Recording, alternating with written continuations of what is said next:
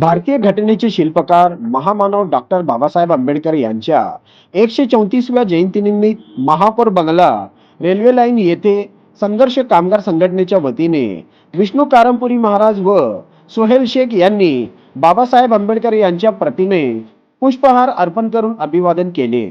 या प्रसंगी कारंपुरी महाराज आपले मनोगत व्यक्त केले.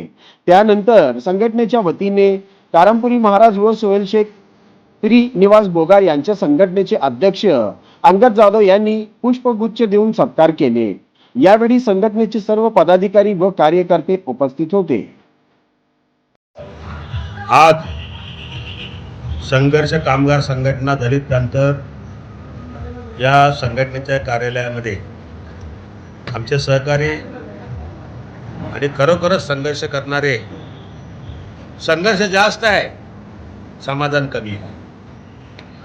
समाधान करायला तयार नाही सरकार, म्हणून संघर्ष आमचा हक्क आणि आमचं काम सोडणार नाही असं निर्धार करणारे आमचे अंगद जाधव साहेब, त्यांचे सर्व सहकारी आणि सर्व माझ्या मित्रांना जय भीम, जय महाराष्ट्र.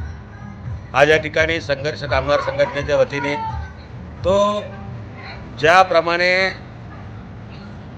सर्वांना एकत्रित आणण्याचा एक स्नेह संदेश देण्याचा प्रयत्न या ठिकाणी झालेला आहे.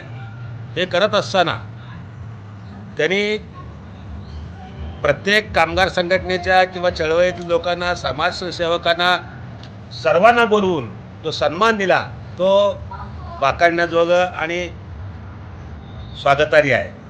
आज बाबासाहेबांच्या जयंतीनिमित्त मी सांगतो की असंच अशीच अपेक्षा बाबासाहेबांना होती आणि ते सुद्धा आता करतात. परंतु त्या ठिकाणी खंत वाढतं, या देशामध्ये, केंद्रामध्ये आणि राज्यामध्ये दुर्घटना सरकार आहे. बाबासाहेबांचं घटना सरकार नाही आहे. बाबासाहेबांचं घटना सरकार परत या देशात यावं आणि आमच्यासारख्या चळवळीच्या कार्यकर्त्यांना मान, सन्मान आणि न्याय मिळावं आणि सर्वसामान्य लोक न्याय मिळावा अशा या ठिकाणी बाबासाहेबांच्या ठिकाणी प्रार्थना करतो.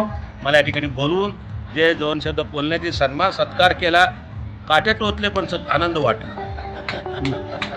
अशा सत्कार केल्याबद्दल त्यांचे आभार मानतो. जय हिंद, जय महाराष्ट्र, जय भीम, जय सोलापूर.